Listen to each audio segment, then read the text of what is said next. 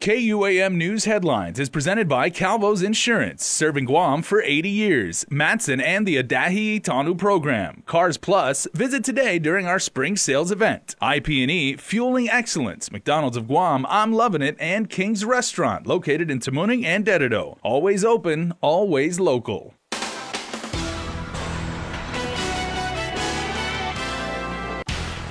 Session heating up as senators continue debate on legislation to legalize adult marijuana use on Guam. Plus, DRT employees continuing to stay on fire watch. And an executive order is signed to save our coral reefs. Half a day and good evening. As expected, a bill to legalize adult use marijuana drew plenty of discussion and debate today. Lawmakers have come up with more than 24 proposed amendments to sponsor Senator Clint Rigel's measure. Several of them identify various ways to spend the projected $5 million in new tax revenue from the marijuana industry. Some of the money would go towards substance abuse prevention and treatment. But Senator Joe S. San Augustine cautioned his colleagues against such a spending spree. I'm just concerned that we talk about all this percentage we're going to give to everybody. What's the dollar amount? 10% of excess tax is only 10%. What does that amount to? Are we saying in the millions? Because if we're going to try to convince ourselves that we're going to give to GPD and customs in the hundreds and millions of dollars, it's not going to happen. Senators also discussed a section which bans the use of marijuana in public places and another that prohibits cannabis facilities within 500 feet of schools. The debate was marked by frequent recess as they sort through the substantial number of proposed changes to the Guam Cannabis Industry Act of 2019. Meanwhile, the governor reaffirms her support for adult use marijuana, saying if the right bill crosses her desk, she will sign it. I have always said that the rules and regulations should be just as stringent like we do for alcohol and tobacco. And I don't know if they're putting any other stringent controls there, but I think if we regulate it that way, I really feel comfortable that our community will benefit from the legalizing of marijuana. The Catholic Church also weighed in, releasing a statement signed by Archbishop Michael Burns saying legalizing the use of cannabis will only harm the common good of our island, not enhance it. As a community already riddled with a drug problem of epidemic magnitude, we need to focus on reducing the presence of illegal drugs and substances that intoxicate our people, not aid their proliferation. A local doctor says senators should think green and not hit adult use cannabis with a red light. Chris Barnett has more. Dr. Vince Akimoto says marijuana gets a bad rap. The local doctor sounding off to KUAM News, upset at what he says is a last-ditch effort to kill cannabis legalization by opponents of Senator Clint Rigel's adult use cannabis bill. Dr. Akimoto starting with the Guam Visitors Bureau, asking for a pause on pot legalization in order to conduct a study. GVB should have had plenty of information about how this could work. For them to act like this is something new to them, again, I'd like my money back. Every year, the Tourist Attraction Fund has $44 million that could go to the hospital, could go to the schools. For them to now think that we're going to accept the fact that they couldn't spend some of that money on researching the effects of tourism and cannabis before this election, before this legislative vote, it's not acceptable. Dr. Akimoto suggests implementing cannabis zones away from Tumon to address GVB's concerns. He adds, the people of Guam overwhelmingly voted for medicinal marijuana years ago. The legislature and the governor denying people access to it easily and affordably is criminal. Akimoto says with full legalization, people can self-medicate as they see fit, instead of waiting for medicinal marijuana to navigate the Gov Guam jungle of red tape that essentially has it dead in the water. You don't ask me for permission to use hibiscus leaves. You don't ask me for permission to chew betel nut. And I don't think you need to. These are plants that God gave you, so use it. Akimoto says that marijuana has been an indigenous medicine for centuries, and racial overtones are at play in the way marijuana has been demonized by the federal government. Just because the federal government said it was bad, I'm here to say that it's not a bad plant. All plants are good in God's eyes. Akimoto also chimed in on Attorney General Levan Camacho's concerns with cannabis legalization, saying the AG should be looking into why medicinal weed never got off the ground, since other jurisdictions have successfully dealt with issues he brought up in his testimony on Bill 32. Colorado, California, Washington, Saipan, they've struggled with it, they've dealt with it, and I don't think they're smarter than we are, but they might have better senators. Akimoto calling on the legislature to see cannabis legalization through to the end and not pass the buck or the joint off to the people of Guam. They're voted into office to do one thing, and it's to create laws to help our people. If they are going to force the people of Guam to vote on referendums, then they've effectively made the argument that they don't need to be there. For Guam's News Network, Chris Barnett reports. Governor Lulian Guerrero is standing by her woman. Adjutant General Esther Agagi was forced to pay back almost $30,000 in housing allowance she wasn't entitled to receive when she was a lieutenant colonel, according to a letter of reprimand she received from the man she replaced, former Adjutant General Roderick Leon Guerrero. The Magahaga tells KUAM News she was aware of the reprimand Agagi received, but it didn't sway her decision to choose Agagi to lead the Guard. There was no prosecutorial decision made, and so moving forward, I don't think there's anything negative in her profile concerning her judgment and her character. And without those previous... Agagi was recently promoted to full bird colonel by the governor in a private pinning ceremony. The promotion is a state promotion pending approval from federal National Guard officials. Meanwhile, the governor stands by Agagi, saying if the Guard didn't prosecute Agagi, then it's a case of no harm, no foul. There was no intent on her part at all to do anything wrong. On gratitude. However, it has been reported that in the reprimand letter, tagged Leon Guerrero said Agagi's repayment of the housing allowance indicated she knew the receipt of it was improper. He's been charged with multiple crimes, including kidnapping while on felony release. 29-year-old Justin Michael Duenas is accused of arguing with a woman while he was dropping her to work in Tumon. The argument escalated to the point where he's accused of refusing to allow her to get out of the car and hitting her before finally dropping her to work. Things got even more heated when the victim called a friend to discuss what happened. After the two returned from a drive, Duenas was waiting in the parking lot where he allegedly rammed his car into the victim's friend's vehicle. Duenas is on pretrial release for another criminal case. Also facing multiple charges is 41-year-old Christian Chigina Medina. He was charged with strangulation, terrorizing, aggravated assault, and family violence. According to court documents, he's accused of forcing himself into a woman's car outside a home in Agana Heights, speeding through the village and down Snake Road. The victim managed to escape near the Adelup Mobile, where she called for help. Medina is accused of walking in, carrying her out, and putting her in a chokehold around her neck. When police arrived, he jumped into another car. The victim told police this wasn't the first time he's allegedly abused her, but she was too scared to report him. Stay tuned. We are back with more news right here on Primetime. There are more ways to experience Guam via KUAM News, giving you what you want, when you want, and how you want it. From smart devices, Alexa, what's in the news? Here's your flash briefing. Over the web, on mobile, on streaming platforms, with immersive, interactive formats, and via social media where it's more than just content, it's conversation. More ways to keep you informed and entertained whenever you want it, wherever you are, on whatever device you're using. A simple handshake. That's all Jake Calvo needed when he started his company.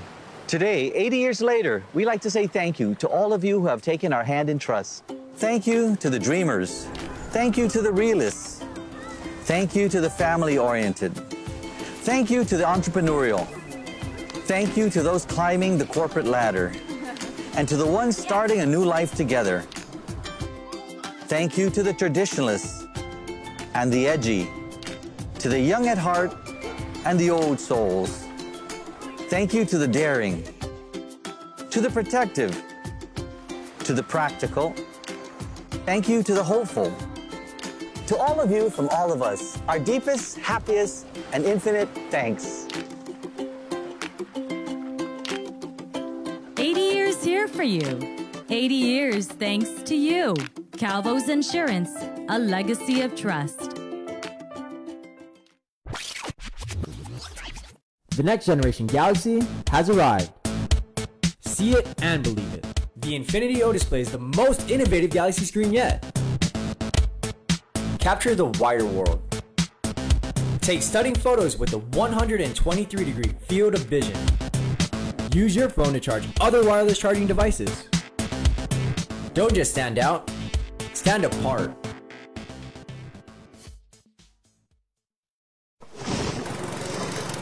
MTO, professional janitorial services with a warm hospitality touch. MTO gives that gift year-round. Pressure wash roofs, pressure wash driveways, lawn service, home cleaning, carpet restoration, office cleaning, commercial window cleaning, floor care. When cleaning is in order, MTO has you covered. Call 647-6861 to inquire on how you can receive the maintenance you deserve. MTO, celebrating 30 years with you, Guam.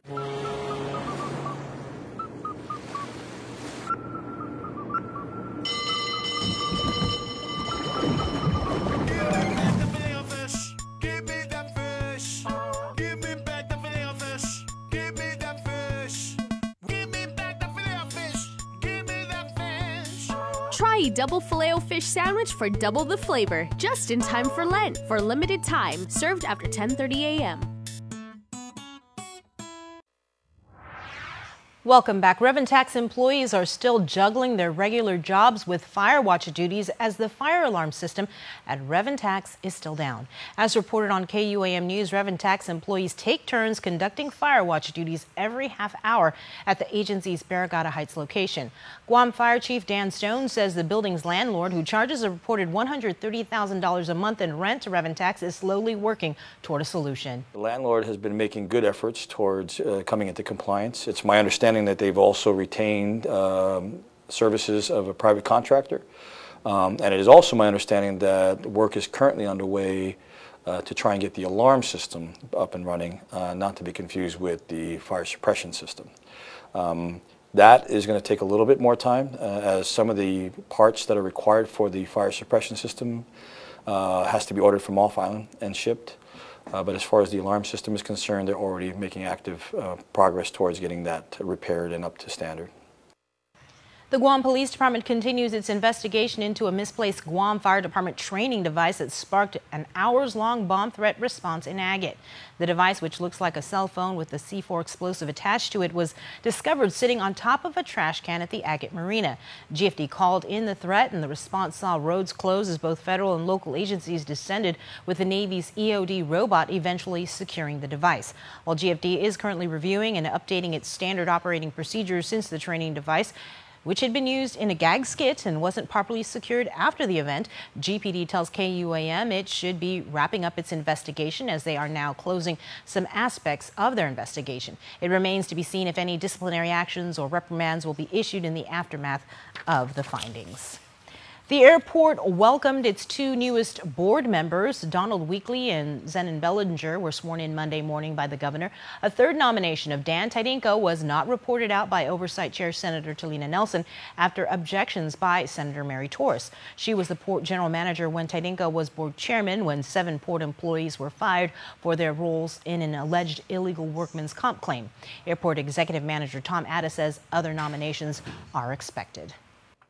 I am aware that there are 2 additional packets that are being prepared and to be transmitted to the legislature. With respect to Mr. Tidinko, I'm really not sure whether the status of that nomination, whether there will be a replacement nominee sent forth or what. But we are certain about having 4 new board members. Meanwhile, board member Linda Tolan, who was appointed under the previous administration, announced her resignation after some 8 years. Ada says she plans to spend more time with her grandchildren. The board met in a very brief special meeting to approve the fiscal year 2018 audit report. We don't contribute to the negative effects of climate change, but we're feeling the impacts of it with the degradation of our coral reefs. The governor made the point while signing an executive order today that sets up a coral reef resilience working group to come up with a strategy to protect the reefs. Governor Leon Guerrero says there's been a drastic decline over the past decade. Myself as vice chair, we're very excited to get. As an island community, the reef is very important in protecting us. Our life sustainability is very dependent on our coral reefs. And I would like to also see, maybe if there isn't already, a regional kind of group together to work with the other islands to see how we can all, as one big voice, work together to protect our coral reefs. The task force will be updating a strategic plan that expired in 2015. More than a dozen representatives from GovGuam, the federal government, the private sector, and non-government organizations are represented. It's chaired by Agriculture Director Chelsea Munya-Brecht. Planning Director Tyrone Taitano is the vice chair, who says the U.S. Coral Reef Task Force is holding a big meeting in Palau in August. It's not a question of if, but when. Preparing for the likely possibility of a major earthquake or tsunami, a variety of leaders across government departments attended a mitigation strategies and opportunities workshop hosted by the Office of Guam Homeland Security and Civil Defense in collaboration with FEMA and the Western States Seismic Policy Council. PIO Jenna Bloss says many GovGuam directors were in attendance. What we really want to impress on the community is that preparedness should be year-round. So these workshops are one way that we can move towards preparing for them. We often focus on response and recovery from disasters, but what's interesting about this mitigation is looking before a disaster happens. Though it's been nearly a decade since a major earthquake struck the island, Matthew Wall, executive director of the WSSPC, says planning ahead is key. The interesting thing about those is that an earthquake is a no-warning event, which is going to have massive impacts potentially. So, and a tsunami is a 15 or 20-minute warning event with little opportunity to prepare once the notification goes out. So what is it that the people of Guam can do to be able to identify not just the hazard, but then to be actually take action to be able to reduce the impacts from the types of the events? The workshop continues all day tomorrow. Stay tuned, sports is coming up next, but first, here's your weather forecast.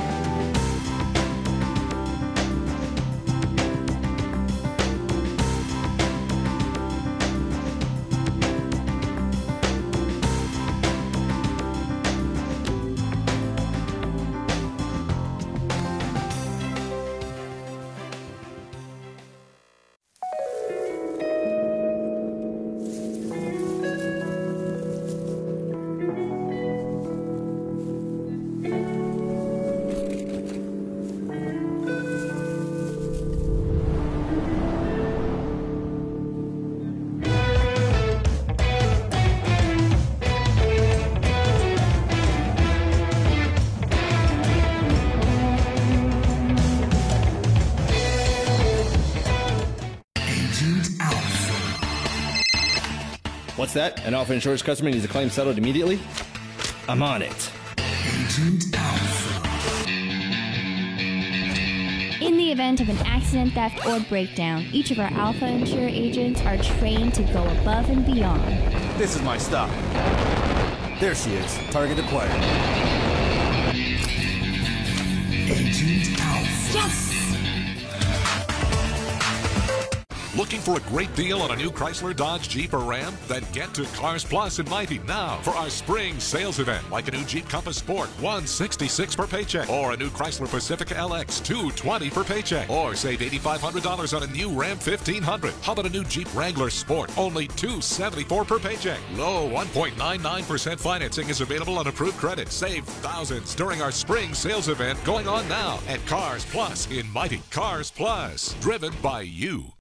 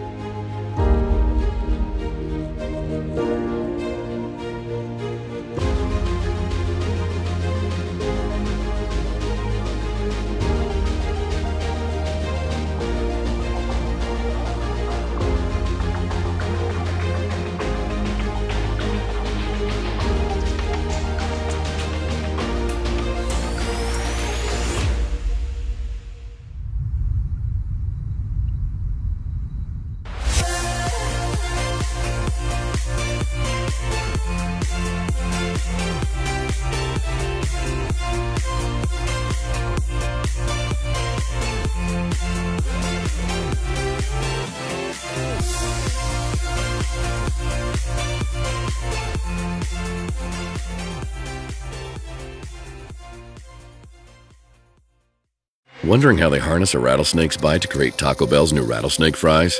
You can stop. It's just a metaphor. The nacho fries you love, loaded with marinated steak and creamy jalapeno sauce. New steak rattlesnake fries, only at Taco Bell. The next generation Galaxy has arrived. See it and believe it. The Infinity O display is the most innovative Galaxy screen yet. Capture the wider world. Take stunning photos with a 123-degree field of vision. Use your phone to charge other wireless charging devices. Don't just stand out, stand apart. KUAM Sports is presented by Triple J.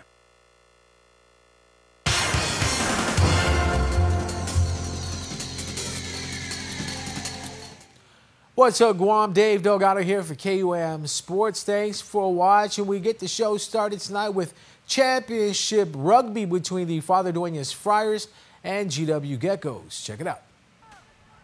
The George Washington Geckos and three-time defending champions Father Duenas Friars battled it out for this year's boys rugby title. FD got on the scoreboard first when football standout Brian Anderson scored the first try of the game for FD. The Geckos answered with 8 minutes left in the first half behind a try from first-year player Nathaniel Calley, who made the transition from football to rugby his senior year. Both point-after kicks were no good, leaving the game tied at 5. G-Dub advanced the ball deep into FD's territory. Calley scored his second try of the game to give GW the lead. Teammate Kaito Atsuta converted the kick after to put G-Dub ahead 12-5. The Geckos with 3 players selected onto this season's All-Island First Team compared to FD's 6 players. Friars get the kickoff out of the scrum. Ball bounces off a GW player. Noah Diaz scoops up the loose ball and outruns the Geckos defenders on his way into the try zone for 5 points. Diaz fired up the crowd. Noah also walked away with several individual awards this season: top point scorer, top try, and player of the year honors. Miguel Hernandez tied the game at 12 after his kick sailed through. Nathaniel Calley punched in another try for GW, his third of the game, while Atsuta hit his second kick after attempt. GW's defense was able to hold as FD had one last shot, knocking on the door. The Geckos held on for the 19-12 win for this year's title. There was a lot of pressure, you know. It was different from all the other games that I played, but definitely I didn't want to fail my boys. You know, they worked super hard to get in that try zone, so if I can do something to, you know, help them out, ease them, I had to lean on my kicks today. We haven't got a championship in a long time. This is my first year playing rugby, and I'm really grateful. They push me hard every day, and we got the shit back. The 2019 Guam Coco Kids Fest had a huge turnout and participation with the youth taking on the trench course. Warm-ups were done by Guam's Ninja Warrior Billy Navarrete. There was a lot of running. There was a tire station, a big blow-up obstacle that ended with a slide and transitioned into rope climbing and wall scaling. The course took teams and solo competitors to the waters of Tumon Bay. A cargo net was one of the last obstacles before the finish line. There was a cultural zone with Hurrah Academy demonstrating weaving and coconut relay. UOG Sea Grant hosting sea turtle and reef safe sunscreen activities, Half-a-Day Pledge signings, arts and crafts activities. Girl Scouts Guam held interactive activities and cookies, Cocoa Bird information booth, Carabao rides, car display for a photo op, Adventure Zone with a rock wall zip line by the pit shop. Strider Guam also held a race event for young racers. Food trucks by Chesa Guam and A&L Food Truck, Sip and Dip, and Half-a-Day Lemonade. Guam Museum held a Slingstone demo, and much, much more.